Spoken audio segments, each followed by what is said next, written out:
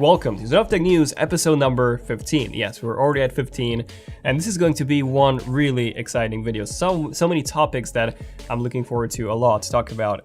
The future of smartphones, by the way, lots of updates on that. Our MacBooks, a few updates on that as well. 16K monitors are actually coming, and some more unexpected news that I was not expecting to cover in this video at all.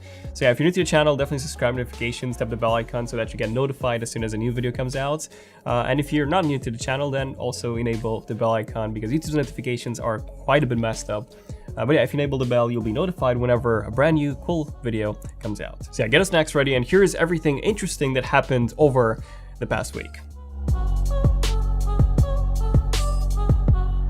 Okay, so something that I was definitely not expecting to add to this video was this breaking news that you all probably heard about by now, and that is the fact that Jony Ive is actually leaving Apple. Yes, the Jony Ive, Sir Jony Ive, Apple's main designer that worked alongside Steve Jobs and helped design the iPod, the iPhone, the iMac, the MacBooks, pretty much all the major Apple products that you see today have been designed by Jony Ive. Yes, for the past 27 years, he was the main guy, design-wise. And wow, we've seen a ton of people leaving Apple recently. Like Angela Adderds left earlier this year. Jared Williams III, who was known for designing Apple's A-series processors, has left as well. And a lot of high-end people from Apple's autonomous car project have also left in order to join Tesla. So whatever's happening within Apple, a lot of people are not agreeing with that. And I can definitely see how ever since Tim Cook took over, Apple's been focusing heavily on profits and dividing their product lineup into as many offerings as possible in order to please every single customer. But back to the Jony Ive leaving story, he will actually be forming his own company called Love From, on which he will be able to design more than just laptops and smartphones. Like, he will be able to design basically anything he wants, and he will be working directly with multiple clients, and one of those clients will actually be Apple. Yes, Apple has announced that they would be actually Love From's first client. So Jony Ive will still be involved in some Apple projects, but not as closely as when he was working directly for Apple, of course. Yeah, it's quite crazy when you think about it. Jony Ive was responsible not just for designing all major Apple products, but even most products that we have today in the world were actually inspired by Jony Ive's design. Like, all modern smartphones today were inspired by the original iPhone, all all-in-one computers were inspired by the iMac, and all of those ultra-thin laptops, the Ultrabooks of today, are, of course, the MacBook Air of yesterday. So thank you, Jony Ive, for changing the tech world, and I'm honestly really looking forward to see what he'll be designing next. And speaking of what's next in the tech world, here's a really cool one. So Apple has actually revealed the world's first in-display camera. Yes, I'm not talking about the in-display fingerprint reader that a lot of other smartphones use, like the OnePlus 7 Pro, for example, or the Samsung Galaxy S10. No, I'm actually talking about a camera, front-facing camera, that sits underneath the display, and it lets you have a full-screen notchless display, the one that we've all been dreaming for. Yes, that technology is here. Like, I was expecting this to be ready by 2021 or so, but it seems like we already have it.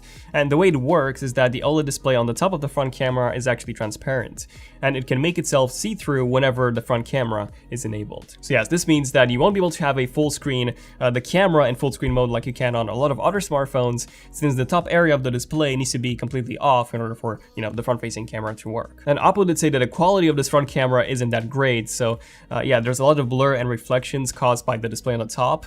And they're actually using software to try and reduce those effects. But still, this is an amazing achievement. And guess what, guys? Guess what? Xiaomi has also showed us the same thing a few days before Oppo. Yes, here are two smartphones, but the one on the left actually has a front-facing camera built into the actual display panel. So there you go, the future of smartphones is already here. And speaking of the future, here's the future of the Mac.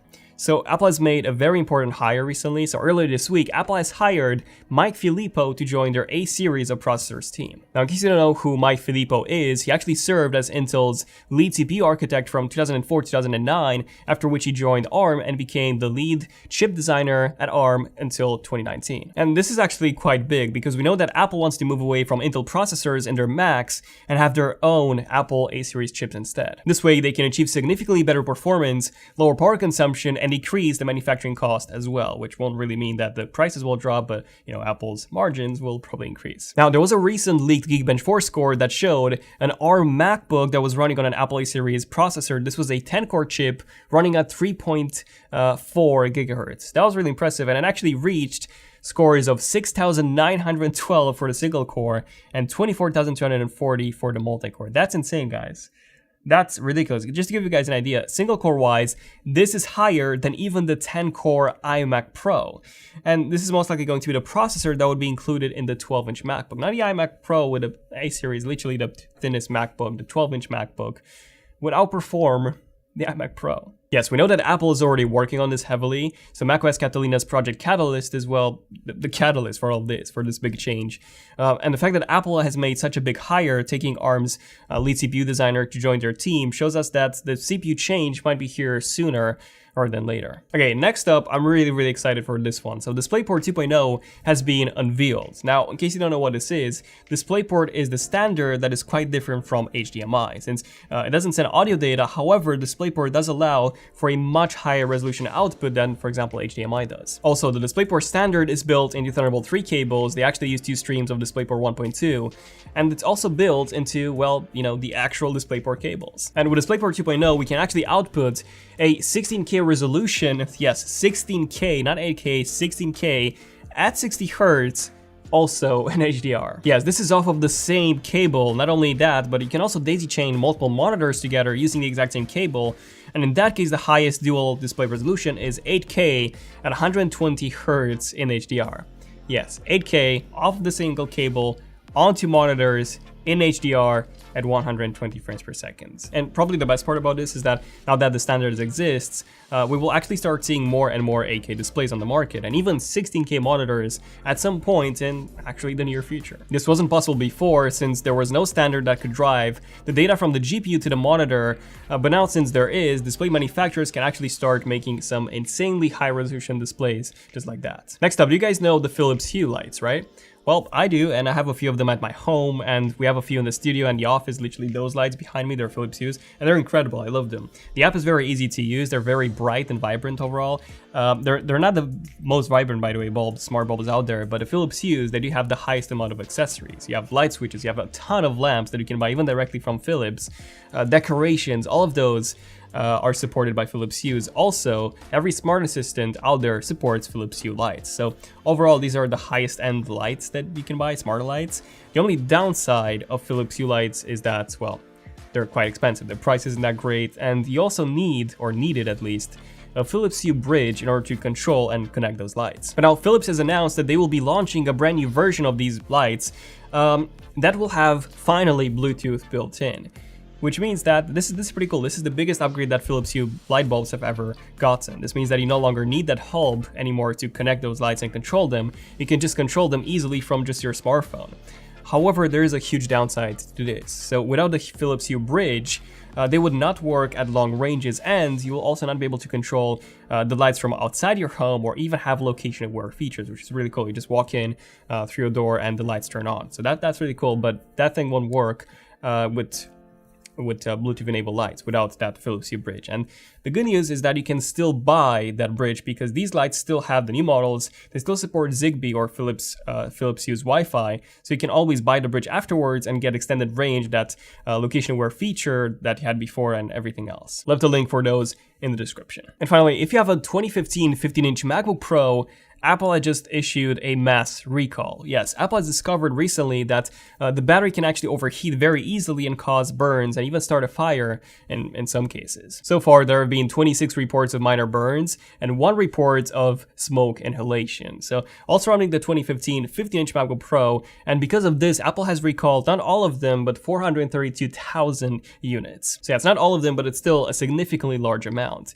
So if you do have a 2015 15-inch MacBook Pro, go to this page and input your serial number. You can find that out by clicking the Apple logo and the About section on your Mac, and then copy paste that onto that website, and then Apple will take your device in. They will replace the battery and give it back to you in 1 to 2 weeks. Yeah, 1 to 2 weeks, that's really bad, Apple. It's really bad, especially if that MacBook Pro is your one and only computer, your main machine. Being without that for almost 2 weeks, that's horrible. I had the same issue when I took in my 2016 MacBook Pro. I had so many issues with that. I talked about it in previous videos, but I took it into Apple, and yeah, it took about 2 weeks to get it fully repaired, and you know, it was broken again afterwards. So that was a mess, and that was my main device. So I actually had to use a 12-inch MacBook back then, but yeah, Good times, good times. Yeah, let me know in the comments, what do you guys think about everything that I covered in this ZONEofTECH news episode, especially Jony Ive leaving. Do you think Apple will take a 180-degree turn this time and, you know, turn into completely a different company design-wise? Or do you think that, you know, they will keep making the exact same designs? Keep in mind that Jony Ive has also worked on some of the upcoming Apple products that we haven't seen yet. So the new MacBook Pro redesign, which is coming out very, very soon, by the way, video on that probably next week. Lots of things I want to cover in that one. Obviously the new iPhone, even the iPhone afterwards, the 2020. So Jony Ive was still involved in a lot of products that we haven't yet seen from Apple. But yeah, thank you for watching. Definitely subscribe to notifications if you want to see more ZONEofTECH news episodes like this one. Yeah, thank you for watching. Check out this week's videos in case you missed those. I'm Daniel, and I'll see you guys in the next one. ZONEofTECH, signing out. Cheers.